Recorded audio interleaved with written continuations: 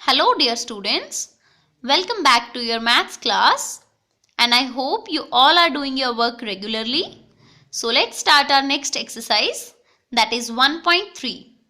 In this exercise, you are asked to find out which rational numbers will lie in between two distinct rational numbers. So for this purpose, we must know that we can find infinite numbers of rational numbers between two given distinct rational numbers. Students, अगर आपको two rational numbers given हो और आपने उनके बीच में लाई करने वाले rational numbers find out करने हो तो उनकी काउंटिंग क्या है? इनफाइनाइट मींस अनगिनत. आप जितने चाहो उतने रेशनल नंबर्स फाइंड आउट कर सकते हो. Okay, so with this concept let's start our exercise. Here your first question is find a rational number between 1 by 3 and 1 by 4. You have given these two rational numbers and you have to find out a rational number which will lie in between them. Okay. So for this purpose, firstly we convert these two rational numbers into like fractions as you have done in your previous classes. Students, हम like fractions बनाने के लिए क्या करते हैं? सबसे पहले जो डिनोमिनेटर्स हैं आपके 3 and 4, इन दोनों का एलसीएम फाइंड आउट करेंगे.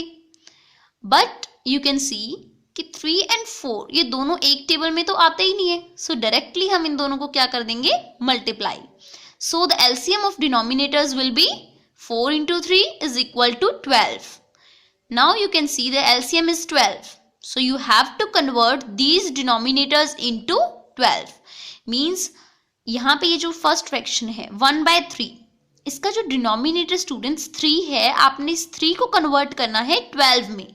मींस 3 को हम किससे मल्टीप्लाई या डिवाइड करें कि ये 12 बन जाए?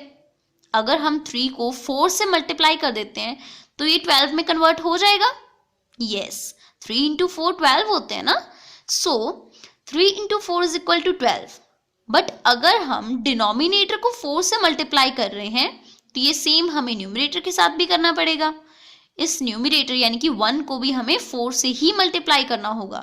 सो हमने इस फुल फ्लेज फ्रैक्शन को किससे मल्टीप्लाई कर दिया? 4 by 4 से. देन आपका लाइक फ्रैक्शन बन जाता है स्टूडेंट्स 4 by 12.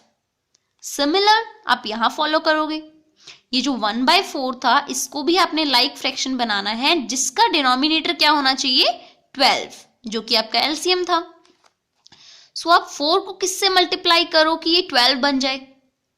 4 3 12 होते हैं ना. सो इस फुल फ्रैक्शन को हमें किससे मल्टीप्लाई करना होगा? 3 by 3 से. सो 1 into 3 3, 4 into 3 12. सो इसका लाइक फ्रैक्शन क्या बनेगा स्टूडेंट्स? 3 by 12.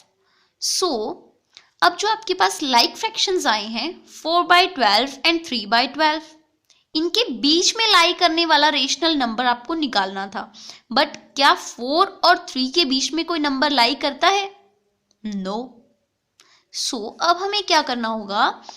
अब हम इन दोनों लाइक फ्रैक्शंस को इनके बिगर फॉर्म में कन्वर्ट करेंगे. मींस इससे बड़े लाइक फ्रैक्शंस बनाएंगे.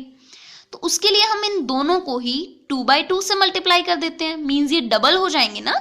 सो यहाँ पे हम 4 by 12 को 2 by 2 से मल्टीप्लाई करेंगे और ऐसे ही 3 by 12 को भी 2 by 2 से मल्टीप्लाई करेंगे, यानी कि ये डबल हो जाएंगे. सो 4 into 2 8 and 12 into 2 24. यहाँ पे 3 into 2 6, 12 into 2 24. अब आपको स्टूडेंट्स ये ऑब्जर्व करना है कि नीचे तो देखो डिनोमिनेटर्स दोनों का सेम है 24 and 24. बट जो ऊपर न्यूमरेटर्स है 8 and 6, क्या इन दोनों के बीच में कोई नंबर लाई करता है? यस. देखो 8 by 24 और 6 by 24 के बीच में 1 नंबर लाई कर रहा है, that is 7 by 24. So your required rational number will be 7 by 24. Here is the answer. Okay, now let's see one more example. Here insert 3 rational numbers lying between -1 by 2 and -3 by 4. यहाँ पे भी ये जो 2 rational numbers हैं इनके बीच में आपने insert करने हैं स्टूडेंट्स 3 रेशनल नंबर्स को. ओके, सो फर्स्टली हम इनको लाइक फ्रैक्शंस में कन्वर्ट करेंगे जिसके लिए हमें डिनोमिनेटर्स का एलसीएम लेना है. So LCM of denominators will be देखो 2 और 4 दोनों एक टेबल में आते हैं ना, तो हम इनका एलसीएम निकालेंगे, तो क्या आ जाता है 4। देन स्टूडेंट्स ये जो फर्स्ट फ्रैक्शन था इसका डिनोमिनेटर आपने 4 बनाना है, और जो सेकंड है उसका तो ऑलरेडी 4 है, तो बनाने की जरूरत ही नहीं है। बट नेक्स्ट आप देखोगे 2 और 3, 2 और 3 जो है, -2 और -3, ये तो कंटिन्यूअस नंबर है, इनके बीच में तो कोई 3 रेशनल नंबर्स लाइक करते ही नहीं है, सो इसको भी हम डबल करेंगे जैसे प्रीवियस एग्जाम्पल में किया था। बट आप देख सकते हैं स्टूडेंट्स, डबल करने के बाद में भी जो लाइक फ्रैक्शंस बन रहे हैं, दैट इज -4/8 एंड -6/8, इन दोनों के बीच में भी कोई 3 रेशनल नंबर्स आ ही नहीं रहे हैं। 4 और 6 के बीच में तो 1 आता है ओनली, दैट इज -5/8, सो ये भी नहीं हो सकता। सो ये जो आपके दो लाइक फ्रैक्शंस हैं, इनको भी अब हम क्या करेंगे, 1 टाइम और इसको डबल करेंगे। सो डबल करने के बाद आपके पास लाइक फ्रैक्शंस बन जाएंगे एट लास्ट -8/16 एंड -12/16। बट इनके बीच में आप फिर से चेक करो, क्या -8 और -12 के बीच में कोई 3 रेशनल नंबर्स आ रहे हैं? यस, -9, -10, -11 आ गए 3 rational numbers, -9/16, -10/16 and -11/16. So these are your required rational numbers. Is that clear, students? So with the help of these examples, complete your exercise 1.3.